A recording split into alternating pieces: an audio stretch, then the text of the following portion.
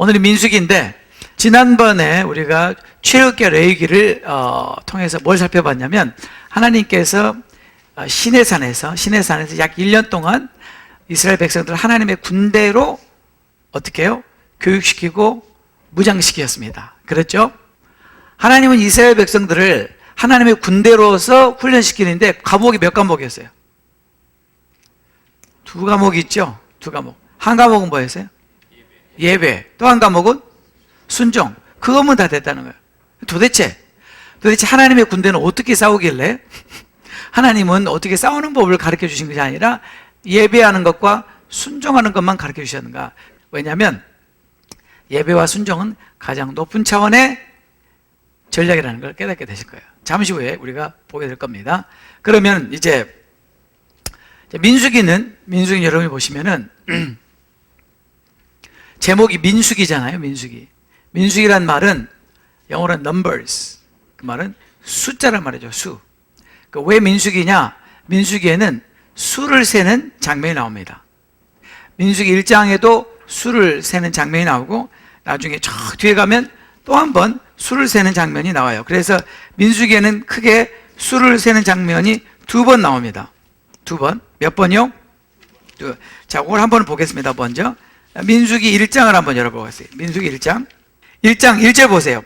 이스라엘 자손이 애굽 땅에서 나온 후 둘째 해 둘째 달 첫째 날에 여호와께서 시내 광야 회막에서 모세에게 말씀하여 이르시되 너희는 이스라엘 자손의 모든 회 중 각 남자의 수를 그들의 종족과 조상의 가문에 따라 그 명수대로 계수할지니, 그 말은 수를 셀지니.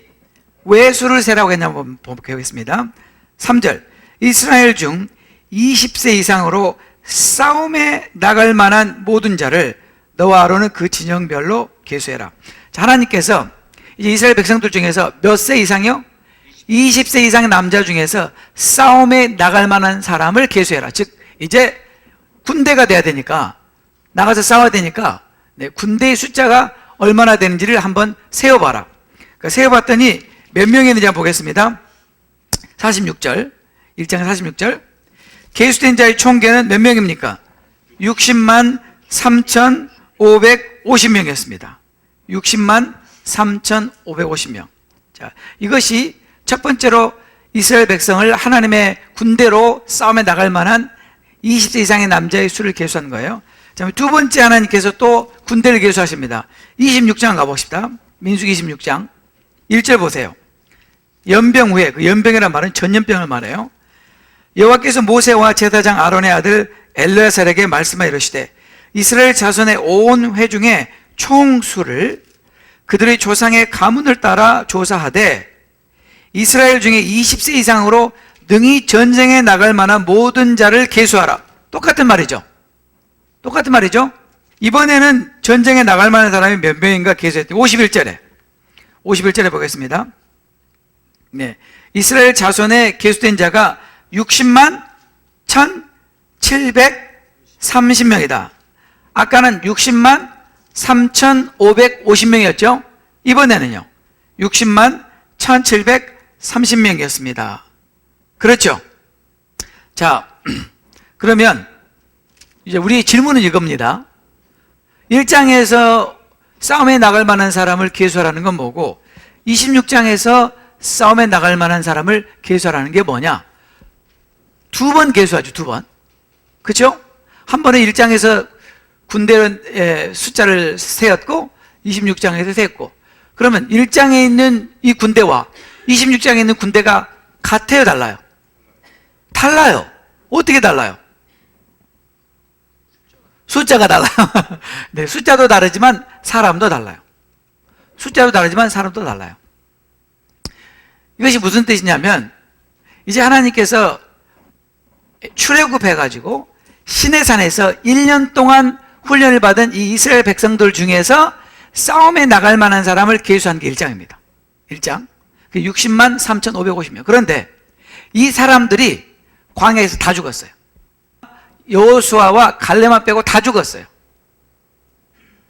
그리고 이제 아까 1장에서 20세 이상으로만 계수했죠. 그죠? 근데 광야에서 약 40년이 지났어요. 그동안에 이 광야 1세대의 군대가 다 죽었어요. 왜 죽었는지 이따 설명할 거예요. 그리고 이제 다시 그 2세대, 광야 2세대에서 군대를 다시 모집하는 거예요. 다시 뽑는 거예요. 그것이 26장이에요. 이해가 되셨죠? 이해가 되셨죠? 또 한 가지 우리가 이 배경을 알아야 되는 것은 출애굽기와 레위기는 어디에서 했던 일이라고요? 시내산. 그런데 이제 민수기는 시내산에서 출발해요. 시내산에서부터 이제 행군을 해요. 예. 전진합니다. 가나안 땅을 향해서. 그래서 민수기는 어디서 끝나냐면 모압 평지에서 끝나요. 그러니까 민수기는 어디서부터 어디까지 일어난 일이에요? 시내산에서부터 모압 평지. 모압 평지는 어디냐면 가나안 땅을 바라보고 가나안 땅이 눈에 보이고 그리고 여리고가 있고 그리고 그 건너편에 있는 것이 모압 평지예요. 그러니까 모압 땅에서 지금 이제 가나안으로 들어가기 직전 거기까지가 이제 민수기입니다. 아시겠죠? 아시겠죠? 그럼 민수기의 분기점이 어디냐? 민수기의 분기점이 13장 14장이에요. 민수기의 분기점이 어디라고요? 13장 14장. 네. 이것이 우리에게 뭘 설명해 주냐면 왜 1장에서 싸움에 나갈 만한 하나님의 군대를 계수했는데 그 사람이 다 죽었는지 이유가 나와요. 그리고 26장에서 하나님의 군대를 다시 이 광야 2세대로 계수해야만 했는지 이유가 어디에 나온다고요? 13장 14장. 그래서 우리가 13장 14장의 스토리를 한번 보겠습니다. 자, 13장 14장은 어떤 스토리냐? 이런 스토리를 한번 보겠습니다. 13장 1절 여호와께서 모세에게 말씀하여 이르시되 사람을 보내어 내가 이스라엘 자손에게 주는 가나안 땅을 정탐하게 하되 그들의 조상의 가문 각 지파 중에서 지휘관 즉 리더가 되는 사람 한 사람씩 보내라. 모세가 여호와의 명령을 따라 바란 광야에서 그들을 보냈으니 그들은 다 이스라엘 자손의 수령 두목 리더된 사람이라. 그러면서 각 지파의 두목들의 이름이 이렇게 쭉 나옵니다. 그렇죠? 자, 그래서 17절에 모세가 가나안 땅을 정탐하러 그들을 보냅니다. 그렇죠? 보내며 이르되 너희는 네게브 길로 행하여 산지로 올라가서 그 땅이 어떠한지 정탐하고 또 그 땅 거민이 강한지 약한지 많은지 적은지 그들이 사는 땅이 좋은 땅인지 나쁜 땅인지 사는 성읍이 진영인지 산성인지 토지가 비옥한지 메마른지 나무가 있는지 없는지를 탐지하라 담대하라. 또 그 땅의 실과를 가져오라니 그때는 포도가 처음 익을 즈음이었더라. 그래서 이제 모세가 하나님의 명령대로 각 지파의 두목들을 12명을 뽑아서 가나안 땅을 탐지하러 보낸 장면입니다. 여러분 이 스토리 다 아시죠? 유명한 스토리 아닙니까? 네. 이 장소가 어디냐? 가데스 바네라고 하는 장소예요. 자, 그래서 탐지를 했습니다. 네, 탐지를 하고 돌아왔습니다. 자, 얼마 동안 탐지했냐? 25절에 40일 동안 25절 보세요. 40일 동안 땅을 정탐하기를 마치고 돌아와 바란 광야 가데스에 이르러 모세와 아론과 이스라엘 자손의 온 회중에게 나와 그들에게 보고하고 그 땅의 과일을 보이고 모세에게 말을 이르되 당신이 우리를 보낸 땅에 가본즉 과연 그 땅의 젖과 꿀이 흐르는데 이것은 그 땅의 과일입니다. 그러나 그 땅 거주민은 강하고 성읍은 견고하고 심히 클 뿐 아니라 거기서 아낙 자손을 보았습니다. 아낙 자손 여러분 아시죠? 우리가 창세기 6장에서 했습니다. 네, 네필림 아낙 자손. 아말렉인은 남방 땅에 거주하고 헷인과 여부스인과 아모리인은 산지에 거주하고 가나안인 해변과 요단가에 거주하더이다. 30절에 갈렙이 모세 앞에서 백성을 조용히 하게 하고 이르되 우리가 곧 올라가서 그 땅을 취하자 능히 이기리라 하나 그와 함께 올라갔던 사람들은 이르되 우리는 능히 올라가서 그 백성을 치지 못하리라. 그들은 우리보다 강하니라 하고 이스라엘 자손 앞에서 그 정탐한 땅을 악평하여 이르되 우리가 두루다니며 정탐한 땅은 그 거주민을 삼키는 땅이요 거기서 본 모든 백성은 신장이 장대한 자들이며 거인들이며 거기서 네필림 후손인 아낙 자손의 거인들을 보았나니 우리는 스스로 보기에도 메뚜기 같으니 그들이 보기에도 그와 같았을 것이다. 이것이 보고입니다. 12명을 정탐하러 보냈는데 돌아와서 갈렙이 가서 우리가 취하자 그랬더니 나머지 10명이 안 된다. 우리는 도저히 그 땅을 취할 수 없다라고 말하는 장면입니다. 됐죠? 됐죠? 자, 거기까지가 보고의 내용이에요. 보고 내용. 자, 이 보고의 내용을 들은 다음에 이스라엘 백성들이 어떻게 반응했는지 보겠습니다. 14장 1절에 온 회중이 소리를 높여 부르짖으며 백성이 밤새도록 통곡하였다. 왜 밤새도록 통곡했을까요? 보겠습니다. 2절에 이스라엘 자손이 다 모세와 아론을 원망하며 온 회중이 그들에게 이르되 우리가 애굽 땅에서 죽었거나 이 광야에서 죽었으면 좋았을 것을. 네. 3절에 어찌하여 여호와가 우리를 그 땅으로 인도하여 칼에 쓰러지게 하려 하는가? 우리 처자가 사로잡히리니 애굽으로 돌아가는 것이 낫지 아니하랴. 이에 서로 말하되 우리가 한 지휘관을 세우고 애굽으로 돌아가자. 애굽으로 돌아가자. 모세와 아론이 이스라엘 자손의 온 회중 앞에서 엎드린지라. 그 땅을 정탐한 자 중 눈의 아들 여호수아와 여분의 아들 갈렙이 자기들의 옷을 찢고 이스라엘 자손의 온 회중에게 말하여 이르되 우리가 두루다니며 정탐한 땅은 심히 아름다운 땅이라. 여호와께서 우리를 기뻐하시면 우리를 그 땅으로 인도하여 들이시고 그 땅을 우리에게 주시리라. 이는 과연 젖과 꿀이 흐르는 땅이니라. 다만 여호와를 거역하지는 말라. 또 그 땅 백성을 두려워하지 말라. 그들은 우리의 먹이라. 그들의 보호자는 그들에게서 떠났고 여호와는 우리와 함께 하시느니라. 그들을 두려워하지 말라 하나 온 회중이 그들을 돌로 치려하는데 그때 여호와의 영광이 회막에서 이스라엘 모든 자손에게 나타나시니라. 네, 여러분 여기까지 장면을 이제 알겠죠?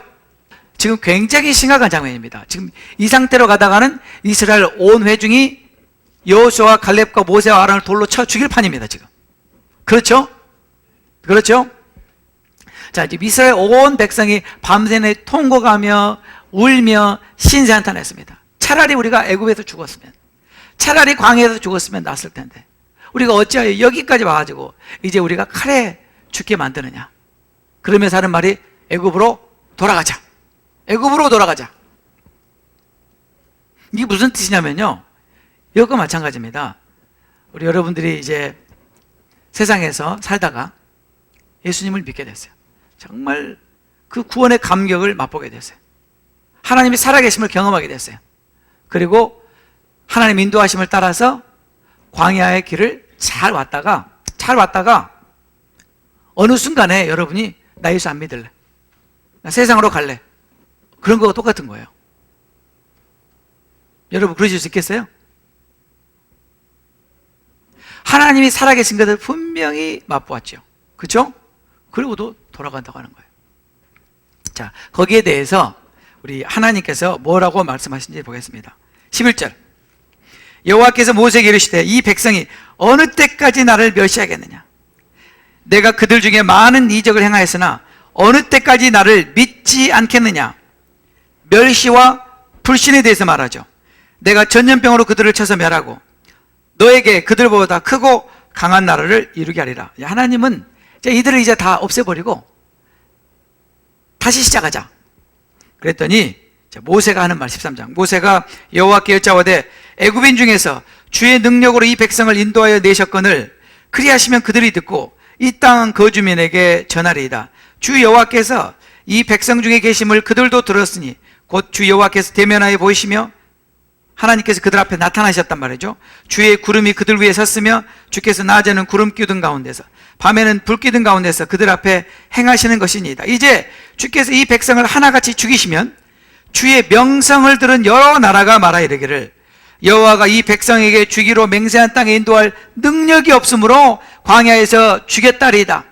이제 구함나니 이미 말씀하신 대로 주의 큰 권능을 나타내옵소서. 이르시기를 보세요. 여호와는 노하기를 더디하시고 인자가 많아 죄악과 허물을 사하시나. 구약의 하나님도 인자가 많으신 하나님입니다. 그렇죠?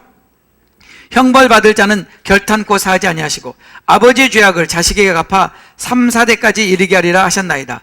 구하옵나오니 주의 인자의 광대하심을 따라 이 백성의 죄악을 용서하시되 애굽에서부터 지금까지 이 백성을 용서하신 것 같이 용서하여 주시옵소서. 모세가 중보기도 하는 것입니다.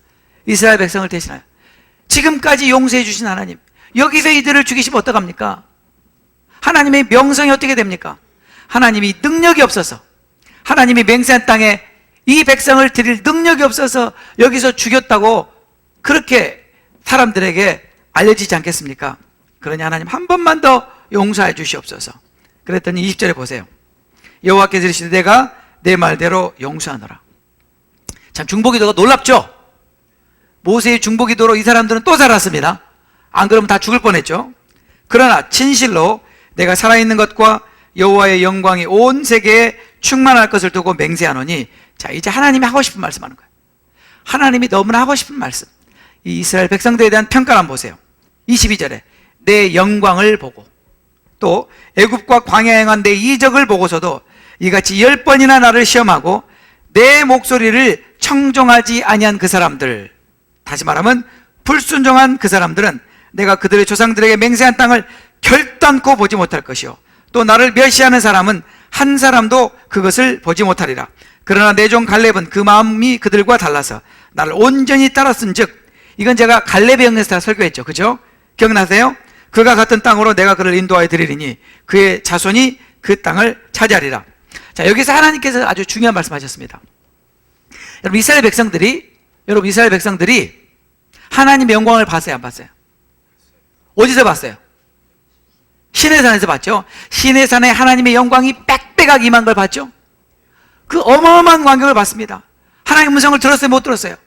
들었어요. 여러분 한번 생각해 보세요.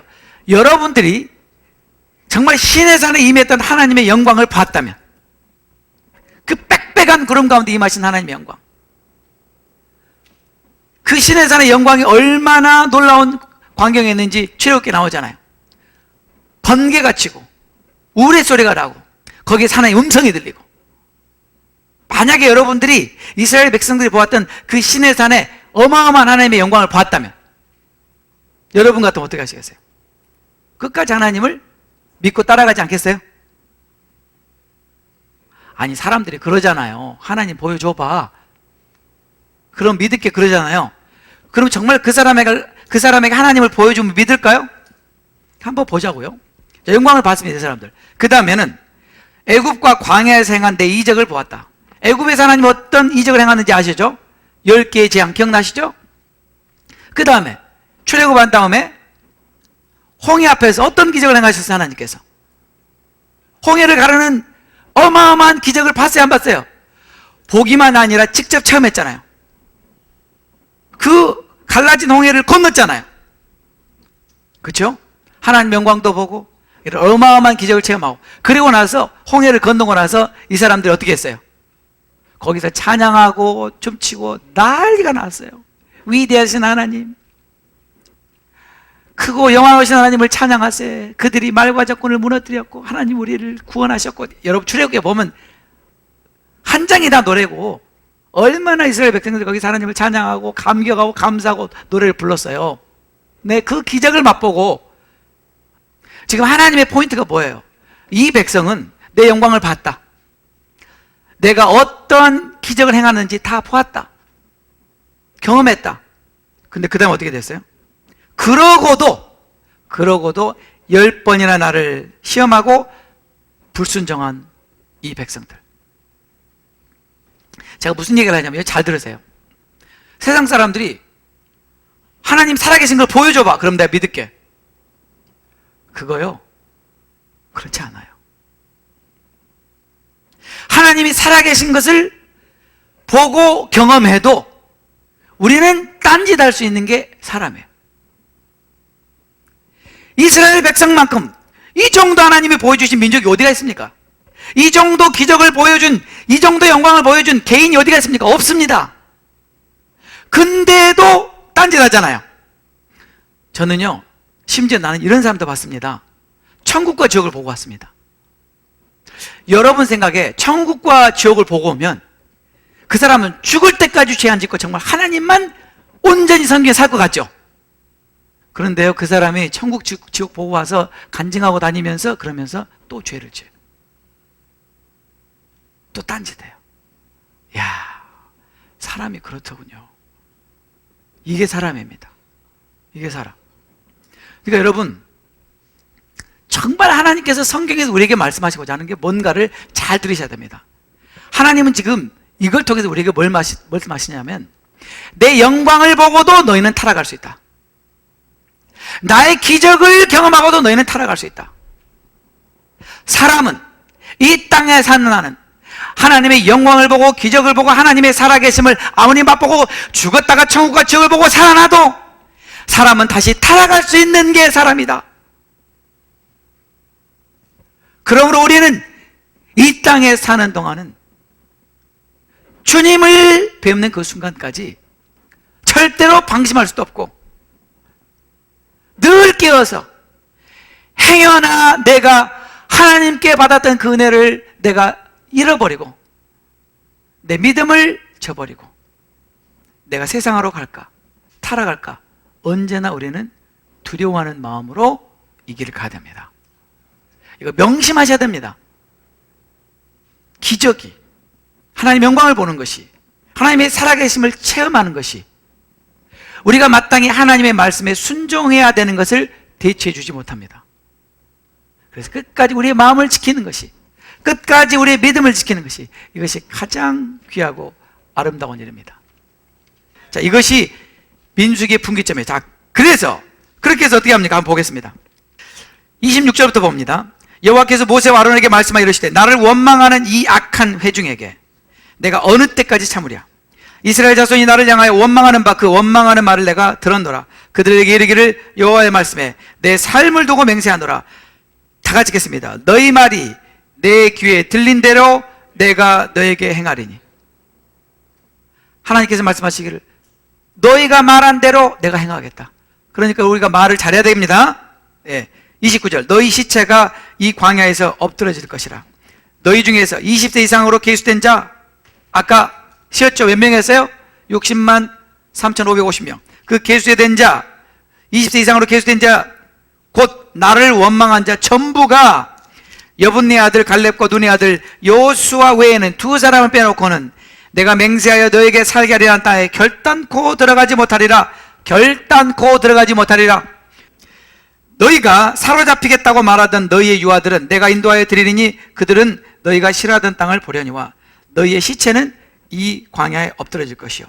너희 자녀들은 잘 보세요. 너희 반역한 죄를 지고 너희의 시체가 광야에서 소멸되기까지 40년을 광야에서 방황하는 자가 되리라.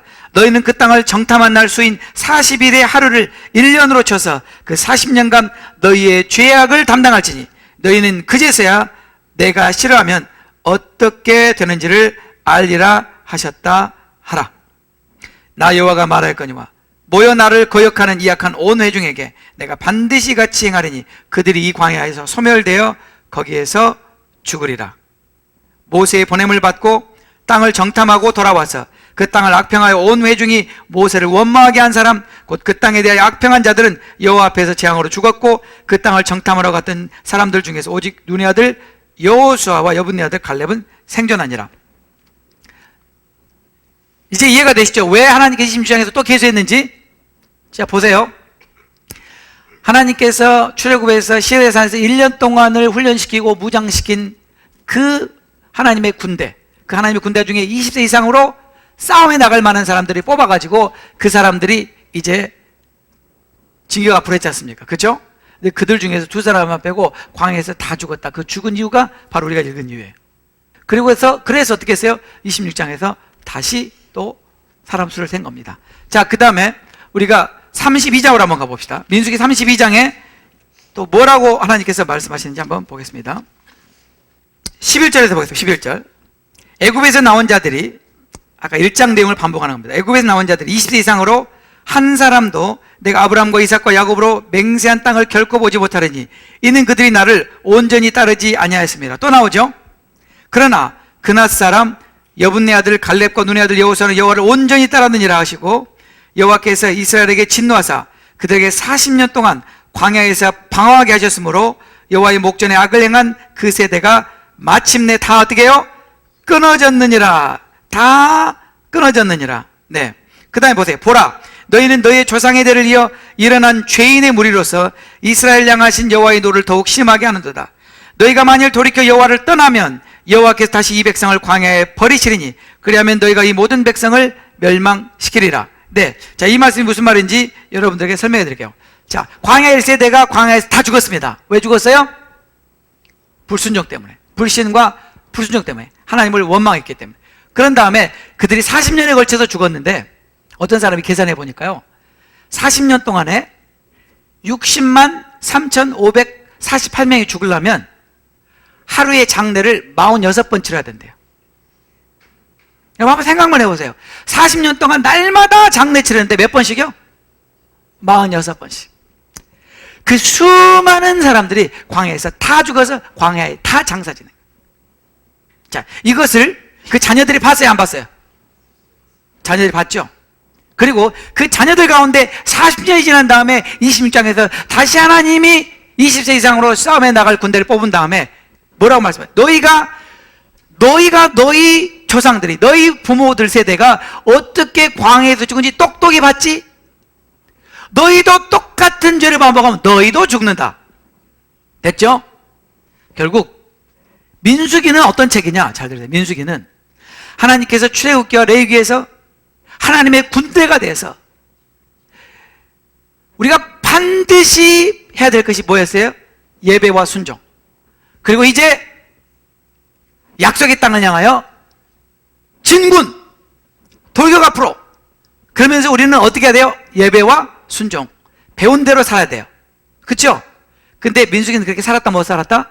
못 살았다. 그래서 출애굽기와 레위기는 우리가 앞으로 하나님의 군대로서 광야에서 어떻게 하나님의 군대로서 싸우며 승리해야 되는 야전교본이라며, 야전교본. 민수기는 완전히 실패한 것만 기록해 놓은 책이 민수기입니다.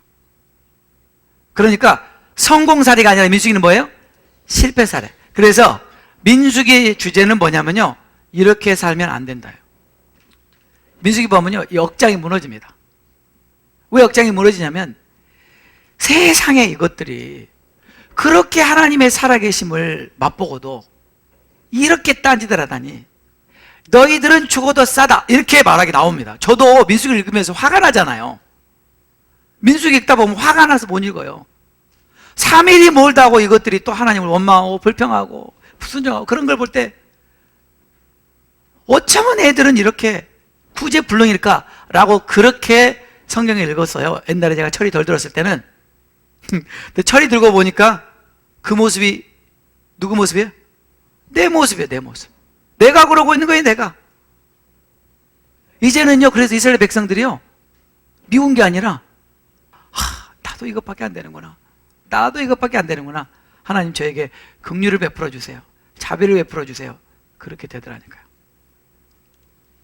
여러분, 우리가 절대로 장담하면 안 됩니다.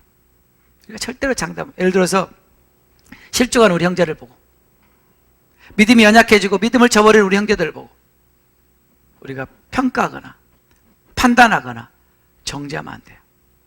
왠 줄 아세요? 나라고 그렇게 되지 말라는 법이 없거든요. 내가 조금 낫다고 못한 사람을 평가하지 말라는 거예요. 우리가 다 마찬가지니까. 아시겠죠? 아시겠죠? 우리는 이제 절대 그래서는 안 돼요. 오히려 그렇게 하지 못한 사람을 불쌍히 여기고 그 사람 우리가 잡아주고 격려해주고 일으켜주고 세워주고 함께 가자. 아멘. 네. 근데요, 이 민수기가 어마어마하게 중요한 책입니다. 얼마나 어마어마하게 중요한 책이냐면 사도 바울이 신약에서 이 민수기를 다시 인용하면서 이 민수기를 요약해서 정리해서 우리에게 알려줍니다. 놀랍지 않아요? 그러니까 민수기 요약이 어디 나와요? 신약에 나와요. 어디에요? 고린도전서 10장에. 아까 하나님께서 민수기에서 이들이 10번이나 나를 시험했다. 그런데 그 내용을 사도 바울이 어떻게 요약해 주냐면 7절에 우상숭배, 그들이 우상숭배하지 우리가 우상숭배하자 하지 말자. 8절에 간음하지 말자. 9절에 주를 시험하지 말자. 10절에 원망하지 말자.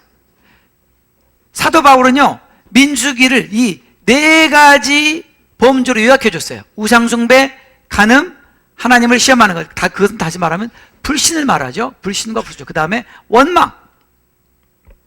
그러면서 뭐라고 말했냐면 놀라운 얘기를 했습니다. 놀라운 얘기를 했는데 11절에 그들에게 일어난 이런 일은 본보기가 되고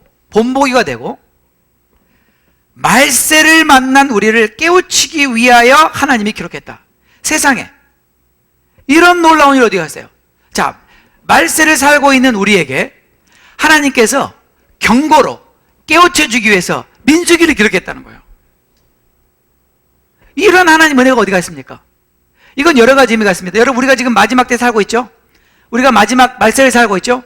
마지막을 사는 우리에게 하나님께서 본보기가 되라고, example이 되라고, 그리고 우리를 깨우쳐주고 경고하기 위해서 민수기를 기록했는데, 민수기에서 이스라엘 백성들이 광야에서 우상숭배하고 간음하고 하나님을 시험하고 원망한 것처럼 절대로 하지 말아라. 왜냐하면 마지막 때에 너희들이 똑같이 그렇게 죄를 지키기가 쉬운데, 그렇게 하면 그들이 광야에서 멸망한 것처럼 너희도 멸망하게 돼 있다. 우리를 위해서 민수기를 기록하신 하나님, 얼마나 감사해요. 그러므로 민수기는 마지막 때를 사는 우리를 위한 하나님의 경고입니다. 경고. 그러니까 여러분, 마지막을 사는 우리에게 민수기 중요합니다. 물론 성경이 다 중요하죠. 그런데 특히 민수기는 왜 중요하냐면 이렇게 살면 안 된다의 표본이라는 거예요. 맞아요. 여러분, 우리는요 좋은 이그젬플을 통해서도 배워요. 그렇죠? 좋은 이그젬플을 통해서 배우는데 나쁜 이그젬플을 통해서도 배웁니다. 아, 저렇게 하면 절대 안 되겠구나. 절대 우리는 그렇게 하지 말자. 그렇게 하지 말자가 민수기입니다. 자, 그럼 우리가 민수기 다시 1장으로 한번 가보겠습니다. 민수기 1장. 자, 민수기 1장을 보면요, 자, 싸움에 나갈 만한 사람을 숫자를 계수합니다. 그래서 계수한 다음에 숫자를 보니까 60만 3,550명이었습니다. 그렇죠? 자, 2장에 보면요, 이제 이 하나님의 군대를 진을 편성하고 행군의 순서를 정하고 이제 이 하나님 군대가 어떻게 진군할 것인지, 여러분 군대가 진군하잖아요. 진군할 것인지를 아주 정확하게 구체적으로 하나님께서 가르쳐 줍니다. 제일 북쪽에는 유다 지파가 선두로 나가고, 그 다음에 북쪽에는 단 지파, 동쪽에는 유다 지파, 서쪽에는 벤자민 지파, 남쪽에는 루벤 지파, 이렇게 해가지고 중심으로 해가지고 이렇게 4개의 부대로 나눠지는 장면이 여기 나옵니다. 그렇죠? 9장을 한번 가보겠습니다. 9장 펴셨죠? 네, 15절. 성막을 세운 날에 구름이 성막, 곧 증거의 성막을 덮었고, 저녁이 되면 성막 위에 불 모양 같은 것이 나타나서 아침같이 이르렀을 때, 항상 그러하여 낮에는 구름이 그것을 덮었고 밤이면 불 모양이 있었는데, 구름이 성막에서 떠오를 때에는 이스라엘 자손이 곧 행진하였고 진군하였고, 구름이 머무르는 곳에서 이스라엘 자손이 진을 쳤으니 이스라엘 자손이 여호와의 명령을 따라 행진하였고 여호와의 명령을 따라 진을 쳤으며, 행진하는 것도 구름을 따라 여호와의 명령을 따라, 머무는 것도 여호와의 명령을 따라. 그래서 구름이 성막 위에 머무는 동안에는 그들이 진영에 머물렀고, 구름이 성막 위에 머무는 날에 오를 때에는 이스라엘 자손이 여호와의 명령을 지켜 행진하지 아니하였으며, 혹시 구름이 성막 위에 머무는 날이 적을 때에도 그들이 다만 여호와의 명령을 따라 진영에 머물고 여호와의 명령을 따라 행진하였으며, 혹시 구름이 저녁부터 아침까지 있다가 아침에 그 구름이 떠오를 때는 그들이 행진하였고, 구름이 밤낮 있다가 떠오르면 곧 행진하였으며, 이틀이든지 한 달이든지 1년이든지 구름이 성막 위에 머물러 있을 동안에는 이스라엘 자손이 진영에 머물고 행진하지 아니하다가 떠오르면 행진하였으니, 곧 그들이 여호와의 명령을 따라 진을 치며 여호와의 명령을 따라 행진하고, 또 모세를 통하여 이르신 여호와의 명령을 따라 여호와의 직임을 지켰더라. 이게 무슨 말이냐면 이런 말입니다. 자, 이스라엘 백성들이 행군합니다. 행진합니다. 앞으로 나가는데, 앞으로 나가는 그 유일한 사인은 구름이었다는 거죠. 여호와의 구름. 여호와의 구름이 떠오르면은 이스라엘 백성 어떻게 해요? 이제 행진하고, 여호와의 구름이 스탑 머무르면 막을 치고 쉬고. 그런데 여러분, 이게 이 많은 군대가 진을 다 거두고 행군하다가 다시 다 멈춰서 진을 다 다시 펴고 거기에서 야영하는 거, 이거 보통 일이 아니죠. 근데 이것도 뭐 일정을 미리 말해주는 게 아니에요. 앞으로 며칠간 행군한다, 말도 안 해줘요. 야영하면 여기서 며칠간 야영할 거다, 말도 안 해줘요. 몸만 쳐다보고 있어야 돼요? 구름만.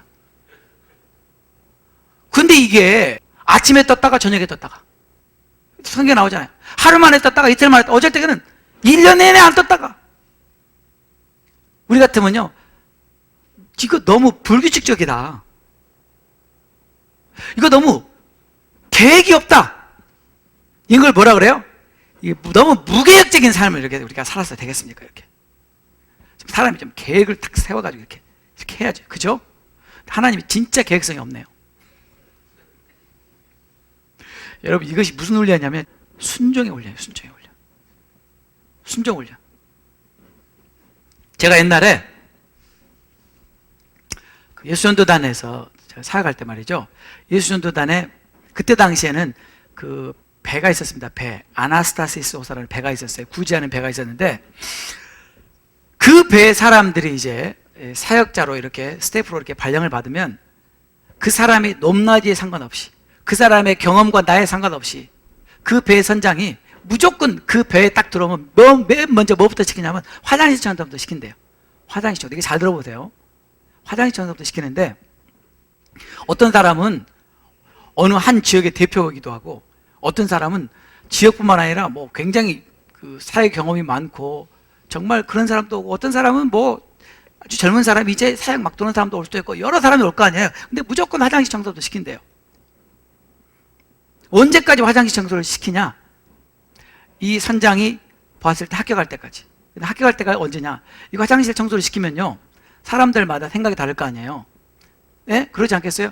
아니, 내가 이래봬도 저기에서 이거 하던 사람인데 이 배 와서 화장실 청소를 시켜?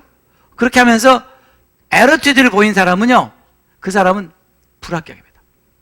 불합격. 그러나 어떤 상황에서도 그 화장실 청소를 기뻐하는 마음으로, 즐거운 마음으로, 감사하는 마음으로 꾸준히 보나 안 보나 열심히 하는 사람은 어느 정도 딱 지켜보다가 시간이 되면 합격. 합격. 하나님께서요, 광야를 통해서 우리에게 그걸 보기 원하시는 거예요. 너무나 불편하고 너무나 속상하고 참 정말 하나님 따라가는 게 이렇게 어려워요. 미리미리 말 좀 해주시지. 그럼에도 불구하고 우리가 불평하지 않고 원망하지 않고 계속해서 하나님을 따라갈 것인가, 순종할 것인가, 그걸 보시기 원하신다. 이해가 되셨죠? 여러분 한번 생각해 보세요. 우리가 이런 과정을 통해서 하나님께로부터 순종의 훈련을 받지 않는다면 우리가 어떻게 알겠어요? 어떻게, 우리가 순종하는지 안 하는지 어떻게 알겠어요? 나중에 신명기에 또 나와요. 하나님 뭘 보기 원하신다? 우리가 순종하는지 됐죠? 네. 자, 이제 드디어 진군합니다. 진군. 10장 11절에 드디어 시내산에서 진군을 시작합니다. 출격. 11절 보세요. 10장 11절. 둘째 달 스무날, 구름이 증거의 성막에서 드디어 구름이 떠올랐습니다. 아멘. 드디어 구름이 떠올랐습니다. 이스라엘 자손이 시내광에서 출발하여 자기의 길을 가더니 바란 광야에 구름이 머무니라. 이와 같이 그들이 여호와께서 명령하신 것을 따라 행진하기를 시작하였는데, 14절 다 같이 읽겠습니다. 선두로 유다 자손의 진영의 군계에 속한 자들이 맨 앞서로 나갔다. 자, 여러분 한번 보세요. 자, 하나님의 군대가 행군 앞으로. 그런데 누가 맨 앞서 나갔다고요? 유다 자손의 지파와 그 진영이. 왜 그랬죠? 왜 유다가 맨 먼저 나갔죠?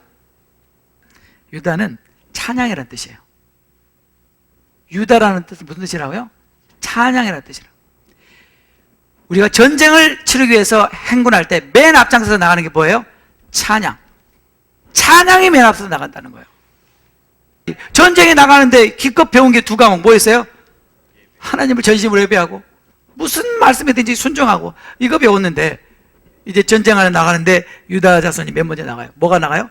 찬양이 맨 먼저 나간다. 그 다음에 한번 보세요. 자, 33절 보세요. 33절. 그들이 여호와의 산에서 떠나, 여호와 산이 어디죠? 시내산. 시내산에서 떠나 3일 길을 갈 때, 며칠을 갔어요? 3일 길을 갈 때 여호와의 언약궤가 그 3일 길에 앞서가며 그들의 쉴 곳을 찾았고, 그러니까 3일 만에 이제 스탑한 겁니다. 3일간 우리가 행군하다가 그들이 진영을 떠날 때에는 낮에는 여호와의 구름이 그에 덮였었더라. 35절에 언약궤가 떠날 때에는 모세가 말하되 여호와여 일어나사 주의 대적들을 흩으시고 주를 미워하는 자가 주 앞에서 도망하게 하소서 하였고, 36절에 언약궤가 쉴 때에는 말하여 여호와여 이스라엘 종족들에게로 돌아오소서 하였더라. 자, 이 두 말씀 속에 우리가 이 땅을 사는 동안에 치러야 될 모든 전쟁에 대한 승리의 비결이 다 들어있습니다. 이 말씀이 어마어마하게 중요한 말씀입니다. 하나님의 군대가 이제 돌격 앞으로, 행군 앞으로 나갑니다. 그런데 모세가 뭐라고 기도했어요? 여호와여 일어나소서, 여호와 일어나소서, 주의 대적들을 흩으시옵소서. 여러분 성경 보다가 여호와여 일어나소서 그런 구절을 보신 적 있어요? 여러분 이 성경을 보고 무슨 생각이 드세요? 여호와 일어나소서? 그럼 앉아 계셨단 말인가? 자, 물어볼게요. 하나님은 앉아 계세요? 일어나 계세요? 그건 어떻게 아세요? 앉아 계신지. 이야, 맞아요. 하나님 보좌에 앉아 계십니다. 하나님 보좌에 앉아 계신데, 보좌에 앉아 계신 하나님 보고 모세가 뭐라고요? 일어나소서. 왜 일어나라고 그래, 하나님을? 왜 지금 하나님이, 모세가 하나님 보고 일어나라고 그래요? 그것이 비결이라는 거예요. 여기 비밀이 있습니다. 여러분 잘 들어보세요. 잘 들어보세요. 여러분, 예수님은 보좌에 앉아 계세요? 일어나 계세요? 예수님 보좌에 앉아 계신 거 어떻게 알죠? 에베소서에도 나오지만 여러분 또 사도신경에도 보면 보좌 우편에 앉아 계시다가 저리로서 사한 자와 죽을 심판 오시리라 나오죠. 보좌에 앉아 계세요. 그런데 여러분 성경에 보면요, 예수님이 보좌에 앉아 계시다가 일어나는 장면이 나와요. 여러분 스데반이 순교하는 장면이 사도행전에 나오죠. 스데반이 돌에 맞아 순교할 때 하늘이 열리고 예수님께서 보좌에서 일어나서 스데반을 맞이하는 장면이 나오잖아요. 스데반이 돌에 맞아 죽는 장면을 예수님이 계속 보고 있는 거예요. 보좌에 앉아서. 그렇죠? 근데 끝까지 스데반이 주님을 부인하지 않고 그 돌에 맞아 피투성이가 되면서 마지막 순간까지 주여 저들을 용서해 주시옵소서, 저들이 하는 일을 알지 못합니다, 주여 나의 영혼을 받으시옵소서. 그 모습에 예수님이 너무나 감동하신 거예요. 너무나 감동하신 거예요. 그래서 벌떡 일어나서 스데반을 맞아주신 거예요. 하나님이 보좌에 앉아 계십니다. 근데 하나님이 왜 보좌에 일어나냐면 그분이 감동하실 때. 그것은 우리와 똑같아요. 하나님은 우리가 똑같아요. 어떤 면에서요? 하나님도 우리와 똑같은 감정을 갖고 계세요. 하나님의 마음을 감동시킬 수 있는 피조물은 인간밖에 없어요. 그 어느 피조물도 하나님을 감동시킬 수가 없어요. 천사들이 순종한다고 하나님이 감동합니까? 하나님이 지으신 모든 피조물이 하나님을 찬양합니다. 그런다고 하나님이 감동합니까? 안 해요. 하나님이 유일하게 감동하시는 대상이 사람이에요. 사람이 하나님의 마음을 찡하게 할 때 하나님 감동하시는 거예요. 사람이 뭐라고요? 여러분 이해가 되세요? 무슨 말이냐면요, 모세가 이렇게 얘기하는 거예요. 여호와여 일어나소서, 여호와의 보좌에서 일어나소서. 그 말은 하나님이 감동하셔서 보좌에서 일어나게 하시자. 원어에 보면요, Let God arise. Let God arise. 하나님으로 하여금 보좌에서 일어나시게 하자. 어떻게 우리가 하나님의 보좌에서 일어나시냐면, 잘 들으셔야 돼요. 이거 어떻게 할 때 하나님이 보좌에서 일어나시냐면요, 우리가 하나님을 전심으로 예배함으로 말미암아 그 예배가 하나님의 마음을 감동시킬 때 일어나시는 거예요. 그 다음에 배운 그대로 도저히 순종하기가 너무나 어려운 상황, 이건 정말 너무나 순종하기가 어려운 상황 속에서도 죽으면 죽으리라고 순종하는 모습을 볼 때 하나님 감동하세요. 지금 무슨 말인지 잘 들어보세요. 출애굽기와 레위기에서 뭐 배웠어요? 예배와 순종. 예배와 순종을 통해서 하나님의 마음을 감동시킨다는 거예요. 하나님이 보좌에 앉아 있다가 탁 일어나는 순간 무슨 일이 생기냐면요, 모든 원수가 다 도망가 버리는 거예요. Let God arise and the enemies be scattered. 하나님이 보좌에서 일어나는 순간 원수들이 다 도망가 버린다는 거예요. 원수들이 다 도망가면 싸움 끝이잖아요. 여기에 전쟁의 비결이 있다는 거예요. 전쟁은 누구에게 속했어요? 하나님께 속했어요. 싸움은 누가 싸우신 거예요? 하나님이 싸우신 거예요. 우리는 뭔만 하면 돼요? 예배하고 순종만 하면, 그래서 하나님이 보좌에서 일어나시기만 하면 싸움 끝이라는 거예요. 그러니까 우리가 이 광야에서 사는 이 한 세상, 우리가 예수님을 믿고 사는 이 전이에 있어서 우리가 하나님께 할 수 있는 일은 예배와 순종을 통해서 하나님 마음을 감동시키는 거예요. 이것이 전쟁의 승리의 비결입니다. 우리가 평상시에 드리는 예배, 언제나 늘 드리는 예배, 일상적인 예배로 하나님의 마음을 감동할 수 있겠어요? No. 절대로 감동할 수 없어요. 잘 들으세요. 제발 좀 잘 들으세요. 내가 도저히 예배 드릴 수 없는 상황, 도저히 예배 드리고 싶지 않은 상황, 그런 상황 있습니까? 없습니까? 있죠?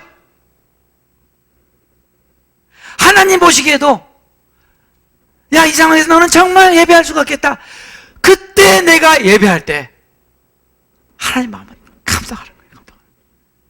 하나님 보실 때 도저히 순종이 안 되는 상황이에요. 도저히 이런 정도는 순종이 불가능한 상황인데, 근데 죽으면 죽으리라고 순종할 때 하나님 마음이 감동하셔요. 이해가 되셨죠? 이것이 비결이었습니다. 그래서 저 형님 목사님이 저에게 뭘 가르쳐 주셨냐면요, 몇 가지 예를 가르쳐 주셨어요. 한번 들어보세요. 예를 들어서 교회 암 환자가 있대요. 암 환자가. 그럼 저는 지금까지요, 암 환자를 기도합니다. 위에서 뭐라고 기도해요? 주님, 이 암을 고쳐주세요. 그 다음에 be healed는 할 줄 알았죠, 제가. 근데 우리 형님한테 너무나 높은, 차원 높은 걸 배운 거예요. 우리 형님은 그분을 이렇게 끌어안고 이렇게 하셨대요. 속으로, 하나님, 이 암을 저에게 주세요. 이 암을 저에게 주세요. 세상에, 난 그렇게 못해요. 난. 여러분 그렇게 하겠어요?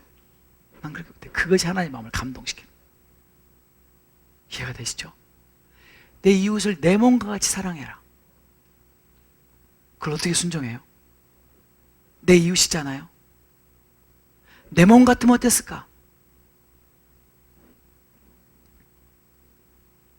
근데 한 번은 이분이 기도하시다가 실수로 속으로 기도해야 되는데 밖으로 기도가 새 나온 거예요. 어떻게 그냥 모르게, 하나님, 이분 안에 있는 암을 저에게 주세요. 그랬더니 그분이 그냥 목사님을 확 미쳐내면서, 목사님 무슨 기도하냐고 지금. 왜 목사님이 내 암을 가져가요? 절대로 안 된다고. 이건 아무것도 아니야. 이건 아무것도 아니야. 제가 지난번에 말씀드렸잖아요. 노숙자가 신장이 나빠서 죽게 생겼어요. 노숙자는 어차피 홈리스 필고 어차피 죽어가는 사람이에요. 이거 어차피 살아봐야 얼마 못 살고 죽을 사람이에요. 근데 신장 때문에 죽게 생겼어요. 그랬더니 박 목사님이 병원에 가서 자기 신장을 개칭해야겠다. 아무도 몰래. 아무도 몰래. 예를 들면 이런 식이에요. 그러면서 저한테 그러시는 거예요. 이제는 하나님의 마음을 어떻게 하면 하나님 감동하신지 이제 안 돼요. 그리고 이 세상에서 살면서 신앙생활에 승리하는 비결, 모든 영적 전쟁에서, 모든 싸움에서, 모든 원수에게서 승리하는 비결, very simple. 하나님을 감동시키자. 하나님으로 하여금 보좌에서 일어나시게 하자. 그러면 게임 끝입니다. 전쟁 끝, 종료. 여러분 성경에 그런 애가 무수히 많잖아요. 이스라엘 백성들이 징계가 앞으로 했을 때 말도 안 되는 얘기를 하나님 하시잖아요. 여리고를 7바퀴 돌아라. 여리고를 7바퀴 돈다고 여리고가 무너집니까? 한술 더 떠서 나팔 불고 소리 질러라. 그런다고 여리고가 무너집니까? 근데 하나님이 보시기 원하는 건 뭐예요?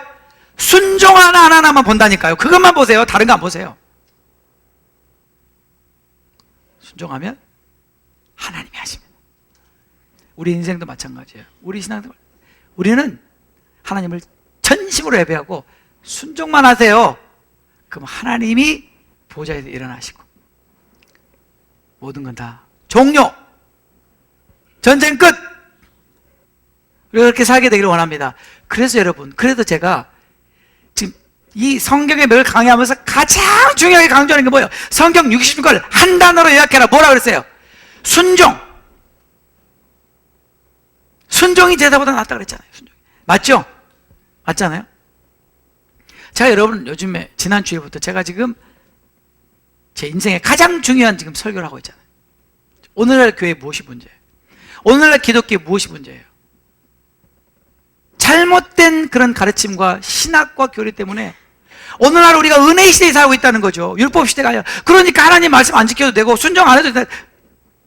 그런 거짓말 때문에 우리는 정말 본의 아니게 하나님이 싫어하시는 길을 가고 있습니다.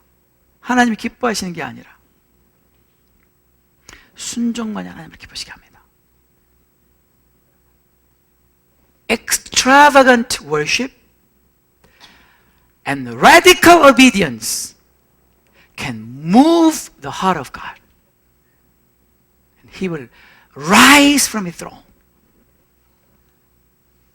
and enemies be scattered. 이것이요, 민수기에 나온 비밀입니다. 전략입니다. 민수기는 절대로 그렇게 하면 안 된다. 너희들이 그렇게 살아서는 안 된다. 너희들이 그렇게 싸움을 치러서는 안 된다라고 하는 그 모든 나쁜 이그샘플이 다 들어있는 가운데 하나님은 여기에 어마어마한 승리의 비결과 열쇠를 우리에게 주신 것입니다. 할렐루야. 하나님께 감사. 너무나 감사하지 않아요? 네. 자, 그래서 여러분 이제 11장부터 보시면요, 이제 아까 고린도전서 10장에서 사도 바울이 요약한 그 실제가 나옵니다. 보세요. 11장 1절에 여호와께서 들으시기에 백성이 악한 말로 원망하며, 이제 나오죠, 이제. 예. 아까 며칠 갔다 그랬어요? 3일길 갔다가. 자, 따라잡니다. 작심 3일. 여러분 이렇게 생각하면 안 돼요. 야, 이것들 3일 가더니 또 원망하네. 그렇게 생각하시면 안 돼요. 왜냐면요, 여러분이 광야의 길을 한번 가보시면 광야의 길이 얼마나 험한 길인지 알게 돼요. 험한 길인지 알게 돼요. 정말 광야 길이 험해요. 평탄한 길이 아니에요. 그러니까 그 험한 길을 3일 정도 갔으면 많이 간 거예요. 제가 거기 이스라엘 광야를 보니까 야, 진짜 고생했겠다.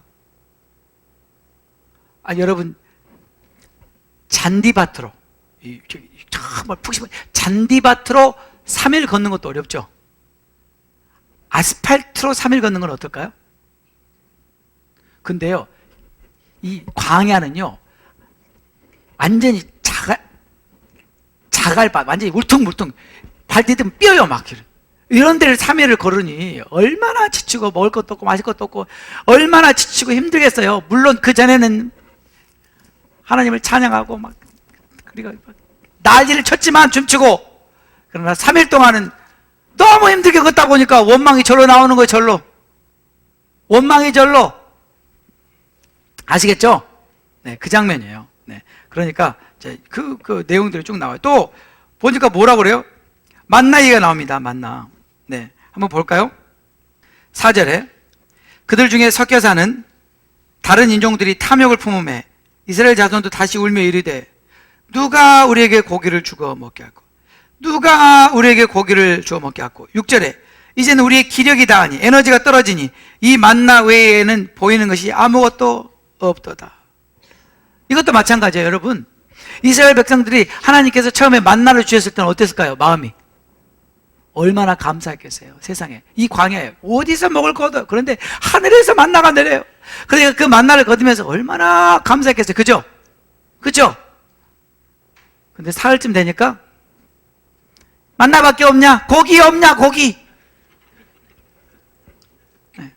우리 어때? 우리 하나님 은혜를 베풀어 주시고 은혜가 충만할 때는 오 주님 Wonderful Lord Jesus Thank you 하다가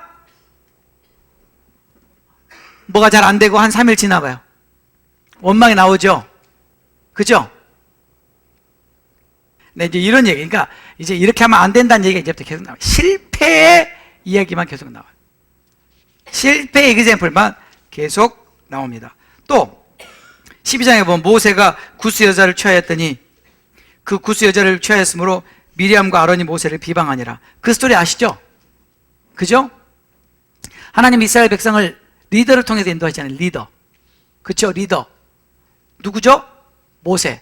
그런데 아론과 미리암은 모세를 돕는 리더십에 포함된 사람들이잖아요. 근데 하나님께서 어느 한 민족을 인도하실 때 원수 마귀는 그 민족을 어떻게 해요? 파멸을 시키고자 할 때 원수의 타겟은 항상 누굴까요? 리더, 지도자. 그래서 모세를 타겟으로 하는데 누구를 써요? 아론과 미리암을 써요. 그래서 리더십 안에서 분열과 붕괴가 일어나게 함으로써 무너뜨리려고 하는 그런 전략입니다. 여러분, 우리가 이런 데 속아 넘어가면 안 됩니다. 아시겠죠? 네. 그러면서 이제 민수기는 전부 그런 내용이에요. 어찌하면 이렇게도 하지 말아야 할지만 골라가면서 사는가. 네, 그런 내용들이 쭉 나오고, 그 외에도 하나님께서 이제 새로운 것들을 또한 가르쳐 주시는 장면이 나옵니다. 자, 민수기 33장 가겠습니다. 드디어 이스라엘 백성들이 어디까지 갔느냐? 모압 평지까지 갔습니다. 이렇게 지지고 볶고 삶고 가면서 어디까지 갔어요? 모압 평지까지 갔습니다. 그러나 1세대는 다 죽었습니다. 2세대가 다시 26장에서 계수해가지고 다시 전력을 다짐하고 어디까지 갔어요? 모압 평지까지. 자, 33장 50절. 여리고 맞은편 요단강과 모압 평지에서 여호와께서 모세에게 말씀하여 이르시되 이스라엘 자손에게 말하여 그들에게 이르라. 너희가 요단강을 건너 가나안 땅에 들어가거든. 가나안 땅에 들어가거든. 하나님이 약속하신 그 땅에 들어가거든. 그 땅의 원주민을 너희 앞에서 다 몰아내고 그 새긴 석상과 부어 만든 우상을 다 깨뜨리며 산당을 다 헐고 그 땅을 점령하여 거기 거주하라. 내가 그 땅을 어떻게 해요? 너희 소유로 주었다. 됐죠? 자, 그 땅에 들어가면 뭐부터 하라고 그랬어요? 우상 숭배와 관계된 걸 다 어떻게 해라? 처분해라. 없애라. 그렇게 말씀하셨죠, 하나님께서. 그렇죠? 네. 그 다음에 한번 봐보세요. 55절에. 만일, 55절에. 너희가 만일 그 땅의 원주민을 너희 앞에서 몰아내지 아니하면 너희가 남겨둔 자들이 너희 눈에 가시와 너희의 옆구리에 찌르는 것이 되어 너희가 거주하는 땅에서 너희를 괴롭게 할 것이요. 나는 그들에게 행하기로 생각한 것을 너희에게 행하리라. 하나님께서 그 원주민을 전부 다 몰아내라 그랬죠? 그랬죠? 만일 남겨두면 어떻게 된다? 그 사람들이 뭐가 된다고? 눈에 가시가 되고 옆구리에 찌르는 것이 된다. 근데 나중에 이제 읽어보시면 알겠지만 남겨놔요? 다 몰아내요? 남겨놔요. 남겨놓는데 어디다가 남겨놓은지 아세요? 나중에 가사에 조금 남겨놓고 가드에 조금 남겨놓고 아스돗에 조금 남겨놨어요. 그랬더니 어느 날까지 찔러요. 그때 하나님께 순종해서 그 블레셋의 5도시가 가사, 가드, 에스글론, 아스돗, 에시닷 이렇게 5가지 도시잖아요. 5개 블레셋의 5도시에서 하나님께서 절대로 남기지 말아요. 한 사람은 남기지 말고 다 몰아내거나 다 진멸하라고 그랬는데 우리가 나중에 여호수아에 가서 배울 거예요. 거기서 부분적으로 순종하고 다 몰아내지 못하고 가사와 가드와 아스돗에 조금 남겨놨다. 오늘날 남겨놓은 그 도시에서 제일 문제가 많습니다. 가자. 지금도 찌르는 것이 되고 있습니다. 하나님의 말씀은 절대 순종이고 온전한 순종이에요. 아멘. 하나님이 다 그렇게 하라고 한 이유가 있기 때문이죠. 네. 어찌됐거나 이렇게 하나님께서 광야 2세대에게 명령해서 이제 가나안 땅으로 들어갑니다. 가나안 땅으로 이제 들어가기 전에 뭐하냐? 신명기가 나와요. 신명기. 가나안 땅으로 들어가기 직전에 신명기는 뭐냐? 한번 봐보세요. 신명기는 뭐냐면요, 광야 1세대, 아까 광야에서 다 죽은 60만 3,488명, 아니 98명. 자, 이들은 시내산에서 1년 동안 하나님이 모세를 통해서 주신 모든 율법과 하나님 주신 모든 그 지침을 다 듣고 배우고 훈련 받았잖아요. 그죠? 근데 그들이 다 광야에서 죽었어요. 자, 이제 모세가 데리고 들어가는 광야 2세대는 시내산에 있을 때 교육을 받았어요? 안 받았어요? 안 받은 사람들이에요. 그래서 이 사람들에게 하나님께서 신명기에서 모세를 통해서 다시 반복이에요. repeat. 그러니까 신명기는 무엇의 반복이에요? 출애굽기와 레위기의 반복이에요. 아시겠죠? 아시겠죠? 그 신명기를 통해서 다시 교육을 받은 다음에 여호수아 가나안으로 들어갑니다. 이제 진짜 가나안 들어갑니다. 가나안 들어가기 전에 뭐만 하면 돼요? 신명기만 하면 돼요. 신명기는 언제 하죠? 다음 주에. 그럼 우리가 1학기가 끝납니다. 가을에는요? 어디로 들어가요? 가나안 땅으로 들어갑니다. 네. 이렇게 해서 민수기가 끝났습니다. 여러분, 민수기에서 여러분 뭘 배웠어요? 민수기에서 뭘 배우셨어요? 순종. 하나님의 마음을 감동시키는 순종. 여러분, 제가 성경 66권을 한 단어로 요약하면 뭐라 그랬어요? 성경 66권은요, 계속해서 똑같은 얘기예요. 66번을 얘기해요. 순종을. 그러면 하나님 2절만 하면 알아들으시는데 왜 66번이나 합니까? 그 이유가 뭘까요? 네? 첫째는 가장 중요하기 때문에. 그것보다 더 중요한 게 없기 때문에. 그것만이 이스라엘 백성들을 약속의 가나안 땅으로 인도할 것이요, 그것만이 우리가 나중에 천국에 들어가기 때문에. 그러면 한 번만 말씀해도 알아듣죠. 66번이 납니까? 못 알아들으니까. 또 알아들은 것 같은데 그렇게 안 하니까. 여러분, 성경에서 하나님이 우리에게 가르쳐 주신 교육 방법 중에서 가장 탁월한 교육 방법이 뭐라고 그랬어요? 반복. 어이구 잘하시네. 반복. 하나님이 성경 66권을 통해서 66번을 반복하세요. 뭐라고요? 순종이다. 이것이 하나님께서 가장 기뻐하시는, 이것이 우리를 살리는 길이다. 그것이 바로 하나님을 사랑하는 것이다. To love is to obey. 민수기에서는 처절하게 불순종한 실패의 사례들을 보면서 마지막 때를 사는 우리는 절대로 이래서는 안 되겠다. 우리는 어떤 일이 있어도 순종하며 살아야 되겠다. 그것만이 우리가 살 길이다. 여러분, 이거 명심하십시오. 우리가 은혜 시대에 사니까 순종 안 해도 된다고요? 그건 지극히 비성경적입니다. 우리가 앞으로 살펴보게 되겠지만, 여러분, 이제 신명기를 마치면요, 신명기 똑같은 얘기 또 하세요. 이제 여러분 나중에 이제 그러실 거예요. 목사님 그만하세요. 이제 목사님 이제 그만하세요. 이제 그만해. 여러분 그래도 계속 할 거예요. 제가. 왜요? 성경이 말하고 있으니까. 성경이 말하는 데까지 전 말해야 되니까 여러분 이해해 주세요. 나중에 저를 미워하지 마시고, 네, 저는 성경이 말하는 대로만 여러분들에게 전달합니다. 시간 기도하겠습니다.